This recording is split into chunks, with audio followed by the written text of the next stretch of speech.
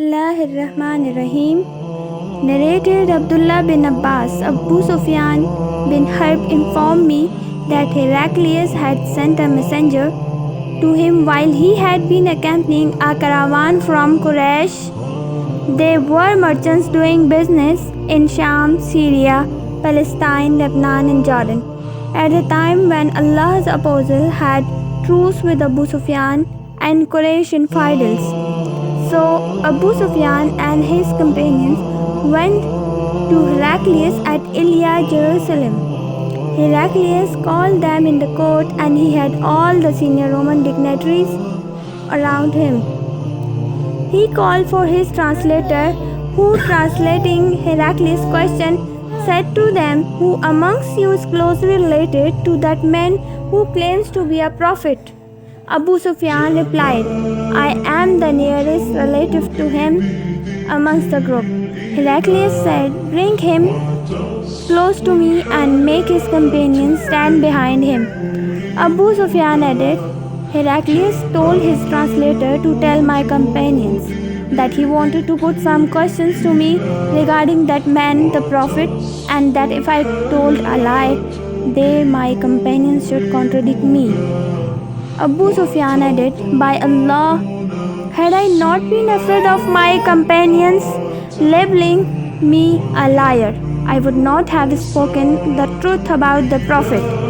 The first question he asked me about him was, 'What is his family status amongst you?' I replied, 'He belongs to a good, noble family amongst us.' Heraclius further asked, 'Was anybody amongst you ever claimed the same to be a prophet before him?' I replied, 'No.' He said, 'Was anybody amongst his ancestors a king?' I replied, 'No.' Heraclius asked, 'Do the nobles or the poor follow him?'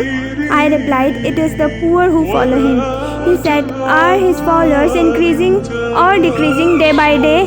I replied, 'They are increasing.' He then asked, 'Does anybody amongst those who embrace his religion become displeased and renounce the religion afterwards?' I replied, 'No.' Heraclius said, 'Have you ever accused him of telling lies before his claim to be a prophet?' I replied, 'No.' Heraclius said, 'Does he break his promises?' I replied, 'No.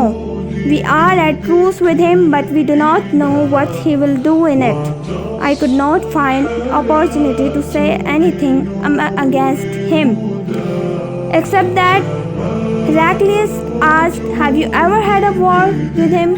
I replied, 'Yes.' Then he said, 'What was the outcome of the battles?' I replied, 'Sometimes he was victorious and sometimes we.' Heraclius said, 'What does he order you to do?'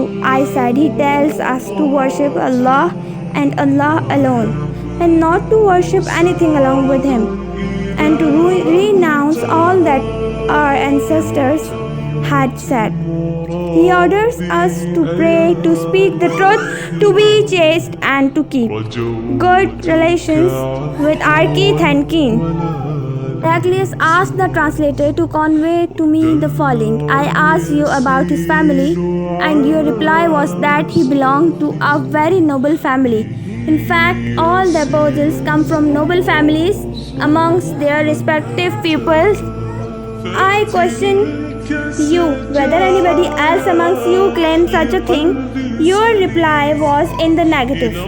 If the answer had been in the affirmative, I would have thought that this man was following the previous man's statement. Then I asked you whether anyone of his ancestors was a king. Your reply was in the negative. And if it had been in the affirmative, I would have thought that this man wanted to take back his ancestral kingdom. I further asked whether he was ever accused of telling lies before he said what he said, and your reply was in the negative. So I wondered how a person who does not tell a lie about others could ever tell a lie about Allah.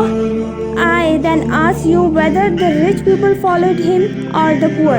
You replied that it was the poor who followed him, and in fact, all the apostles have been followed by this very class of people. Then I asked you whether his followers were increasing or decreasing. You replied that they were increasing, and in fact, this is the way of true faith till it is complete in all respects. I further asked you whether there was anybody who, after embarrassing his religion, became displeased and discarded his religion.